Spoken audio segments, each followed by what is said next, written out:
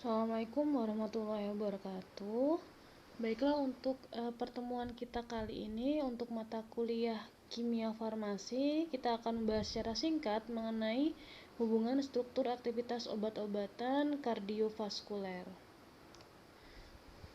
Nah, untuk obat kardiovaskuler ini adalah obat yang biasa kita kenal untuk mengobati penyakit jantung.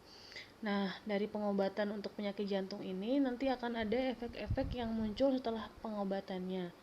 Kemudian untuk kardiovaskuler sendiri itu berdasarkan efek dari farmakologisnya ini dibagi menjadi 6 kelompok obat, yaitu ada kardiotonik, kemudian obat antiaritma, obat antipiretensi, obat antiangina, vasodilator, dan antilipemik.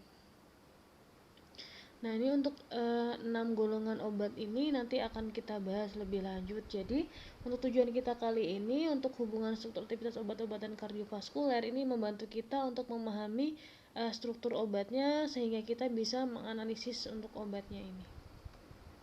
Nah, untuk kardiotonik yang pertama golongan obat dari kardiovaskuler ini obat yang dapat meningkatkan kekuatan kontraksi jantung dan menunjukkan efek penting pada eksitabilitas, automatitas, dan kecepatan konduksi jantung. Nah, kardiotonik ini terutama digunakan untuk pengobatan jantung yang kongestif, kemudian fibrilasi dan denyut atrial serta pengobatan takikardia atrial paroksimal. Nah, berdasarkan mekanismenya ada 3 hipotesis bagaimana kerja dari si kardiotonik ini. Yang pertama adalah senyawa obat ini untuk mempengaruhi pergerakan ion Na dan kalium dalam melewati membran miokardial sehingga sel ini akan kehilangan ion K-nya. Kemudian yang kedua, ini senyawa obat bekerja secara langsung pada protein kontraktil yaitu nanti pada aktin dan miosin dari miokardial. Kemudian yang ketiga, ini senyawa obat ini dapat meningkatkan kadar ion kalsium di dalam sel dengan cara melepaskan kation kalsium ini dari tempat ikatannya dan meningkatkan pemasukan ion melalui membran sel. Jadi untuk senyawa yang ketiga ini dia ion kalsiumnya dilepaskan supaya mempermudah ion lain untuk masuk ke dalam membran sel. Kemudian untuk glikosida kardiotonik ini dapat menghambat Na+, kemudian K+ ATPase atau suatu enzim yang berfungsi untuk memelihara kesetimbangan distribusi antara si ion Na dengan kalsium saat melewati membran semipermeabel. Nah, kadar ion Na ini lebih besar di luar sel, sedangkan kadar kalium itu lebih besar di dalam sel. Kemudian untuk struktur glikosida jantung ini terdiri dari komponen karbohidrat, kemudian mengandung 3 atau 4 monosakarida dan steroid. Nanti dilihat di sebelah sininya ada molekul aglikon, di sini ada. Kemudian nanti dia akan mengandung cincin lakton dan terikat pada C nomor 17. Nah, gula yang terdapat pada glikosida jantung ini antara lain adalah beta dexter digitoxosa, kemudian beta dexter glukosa, beta leksoramosa, dan beta dexter simarosa. Jadi ini untuk struktur-strukturnya adalah struktur dari glukosa, kemudian untuk beta dan alfa ini nanti dari posisi pada saat si cincin glukosanya terbentuk, nanti posisi OH-nya dilihat nanti ada beta dan alfa, kemudian dexter dan lexa ini D dan L ini akan menyatakan posisi dari cekiralnya. Jadi dia memutar searah jarum jam atau berlawanan arah jarum jam. Kemudian struktur molekul dikitoksin, dikoksigenin sampai dengan bufadenolida yang di sebelah sini nanti akan ini. Jadi gambar 4.19 ini dari macam-macam strukturnya bisa kita lihat itu ada cincinnya, kemudian ada gugus hidroksi, ada metil, kemudian ada ether di sini, kemudian ada gugus karbonil juga. Nah, untuk aktivitas kardiotonik ini bagian glikosida jantung yang berperan adalah alfa beta lakton tidak jenuh pada posisi 17 beta. Kemudian juga ada gugus 14 beta hidroksi, kemudian konfigurasi cis di antara cicin A dan B serta C dan D. Jadi ini konfigurasinya cis yang berfungsi untuk aktivitasnya. Kemudian dari kardiotonik ini sendiri dibagi menjadi 3 kelompok lagi ya. Jadi obat tadi untuk obat kardiovaskular itu dibagi 6, kemudian untuk kardiotonik yang golongan pertama itu dibagi menjadi 3, yaitu turunan kardinolida, kemudian perangsang beta adrenoseptor dan penghambat enzim fosfodiesterase. Nah, ini contoh dari strukturnya di sini. Ini struktur molekul dari digitosin dan digoksin. Di sini mirip-mirip ya untuk ini beta diglikosannya. Yang ketiga berarti ini gabungan dari monomer. Jadi yang di sebelah sini disebut sebagai monomer. Kalau misalnya lebih dari satu berarti dia membentuk polimer. Kemudian di sini ada oksiferidrin, di sini ada gugus OCH3. Kemudian ada cincin benzennya, ini untuk senyawa aromatik. Kemudian ada gugus hidroksinya, kemudian gugus amina, kemudian ada CO-nya yang ini gugus ketonnya. Kemudian ada amrinon, ini aminanya amina di dalam benzen. Jadi di sini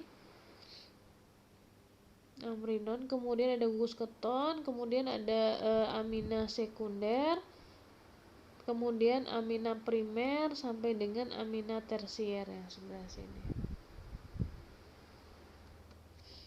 Nah, selanjutnya untuk golongan obat antiaritmia. Jadi untuk antiaritmia ini digunakan untuk memperbaiki atau memodifikasi irama jantung sehingga menjadi normal. Nah, kerja obat antiaritmia ini adalah dengan memodifikasi secara langsung ataupun tidak langsung makromolekul yang mengontrol aliran ion dari transmembran miokardial. Nah, pengelompokan obat kardiovaskuler dari kelompok antiaritmia ini dibagi menjadi 3, itu didasarkan pada kegunaan, kemudian tipe kerjanya, kemudian pengaruh pada potensial kerja jantungnya. Nah, untuk yang pertama ini berdasarkan kegunaannya dibagi lagi menjadi 2, yaitu senyawa yang digunakan untuk pengobatan takiaritmia, contohnya bisa glikosida digitalis, kemudian disopiramid, prokaimanamid, uinidin, lidokain, verapamil, beta blocker, bretilium sampai dengan penghambat dari kolinesterase dan vasokonstriktor. Nah, untuk yang kedua ada senyawa yang digunakan untuk pengobatan bradiatritma, contohnya ada atropin sama isoproterenol. Nah, untuk yang golongan kedua itu berdasarkan tipe kerjanya itu dibagi menjadi 2 kelompok juga. Yang pertama adalah obat yang berstruktur khas. Obat ini bekerja dengan membentuk kompleks dengan reseptor. Kemudian obat yang berstruktur tidak khas itu bekerja dengan cara berkumpul pada daerah tertentu pada membran sel miokardialnya. Nah, untuk golongan yang ketiga ini berdasarkan pada pengaruh pada potensial kerja jantungnya. Nah, dari golongan ini dibagi lagi menjadi 4 kelompok. Yang pertama adalah obat yang menstabilkan membran.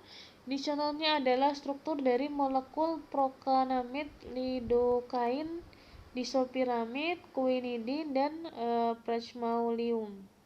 Di sini ada cincin benzennya, kemudian ada amina. Yang di sebelah sini ada CONH. Dia CONH, kemudian ada amina lagi, kebanyakan gugus amina. Kemudian ada gugus keton di lidokain, ini ada gugus aminanya juga. Kemudian ada gugus metil, ada 1 cincin benzen, ini ada 2 cincin benzen, ada amino. Jadi ini ya. Kemudian yang ini juga sama. Di sini termasuk ke dalam golongan amina. Di sini banyak banyak gugus fungsi amina. Jadi nanti pada saat kita melakukan analisis boleh diuji dengan adanya unsur N. Kemudian yang kedua ada senyawa pemblok beta adrenergik. Ini menimbulkan efek antiaritmia dengan jalan memblok dari beta adrenoseptornya sehingga menghambat respon dari katekolamin pada miokardial. Kemudian yang ketiga ada obat yang memperpanjang potensial kerja, contohnya ada amiodaron dan bertilium tosilat. Ini di bawah ada gambar strukturnya. Di sini ada cincin eternya. Kemudian ada gugus keton, kemudian ada cincin benzen atau senyawa aromatik, kemudian ada ether, ada amina juga di sini. Ini amina tersier di sini. Kemudian kalau yang bertilium tuh halidanya BR, kalau yang amiodaron ini halidanya I, ini gugus I. Kemudian ada gugus amina juga di sini. Nah, yang keempat ada antagonis kalsium selektif. Nah, golongan ini menimbulkan efek antiaritmia dengan cara memblok pengangkutan atau aliran dari ion kalsium melalui membran sel miokardial sehingga nanti kadar kalsium dalam sel ini itu berkurang karena diblok dia jalannya. Nah, contohnya itu ada diltiazem HCl, kemudian velodipin, nicardipin, nifedipin, amlodipin, sama verapamil. Kemudian untuk golongan yang ketiga dari obat kardiovaskuler itu ada antihipertensi. Jadi untuk mekanisme kerjanya ini dibagi menjadi 3 kelompok. Yang bekerja pada saraf itu ada ini senyawa dengan efek sentral ya. Contohnya ada clonidine, HCl sama guanafacin HCl. Di sini dari strukturnya bisa kita lihat itu ada aminonya.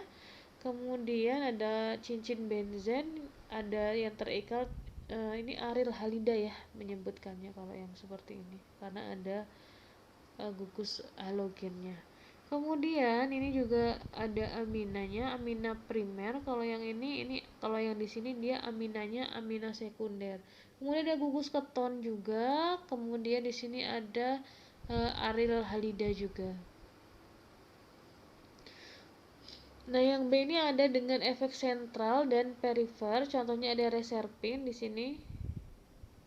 Agak lebih kompleks daripada dari clonidine sama guanfacin untuk strukturnya. Di sini ada OCH3 itu ether, kemudian ada cincin benzen, ada amina sekunder di dalam cincinnya. Kemudian ada amina tersier. Di sini ada 2 gugus karboksilat. Bukan gugus karboksilat, ada gugus keton ini, maksudnya gugus karbonil ada 2 di sini. Kemudian ada jembatan O-nya atau ether di sini.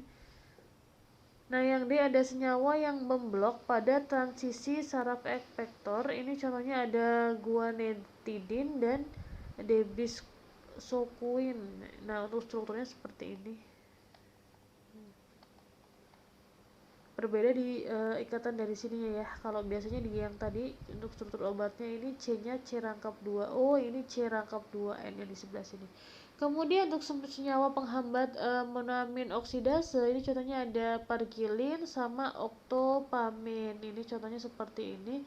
Ini yang di sini yang pargilin ini mengandung ikatan rangkap 3 atau golongan dari etuna yang sebelah sini. Kemudian untuk aminanya amina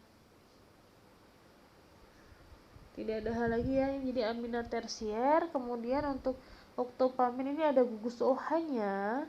Kemudian aminanya amina primer, ada gugus OH di sebelah sini. Kemudian ada sama-sama ada cincin benzen. Nah, selanjutnya ada obat antihipertensi.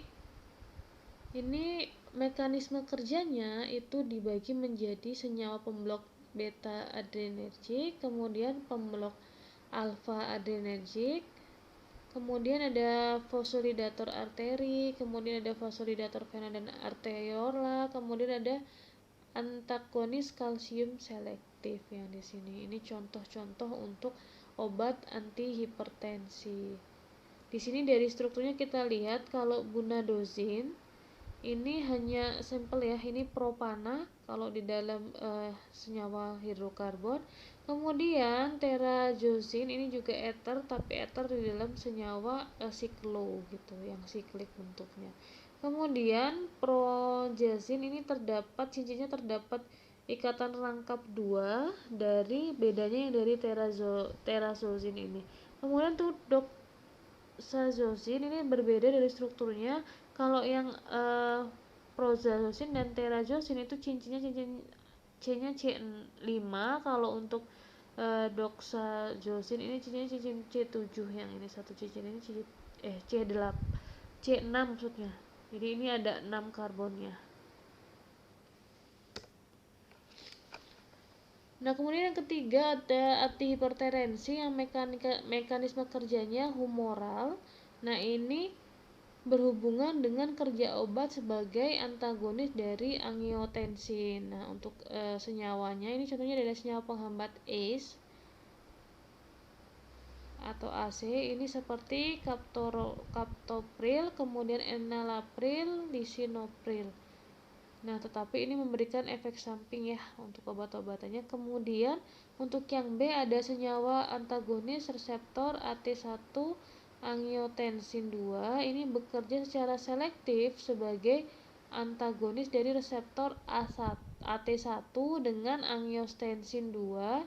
Nah, caranya seperti apa? Dengan cara memblok sumber atau jalur sintetis dari angiotensin 2 ini. Nah, untuk contoh dari antagonis reseptor AT1 itu contohnya adalah losartan, kemudian irbestan, kandersartan, sama valdastran. Oke, demikian penjelasan saya untuk pertemuan kali ini. Terima kasih untuk perhatiannya. Saya tutup. Wassalamualaikum warahmatullahi wabarakatuh.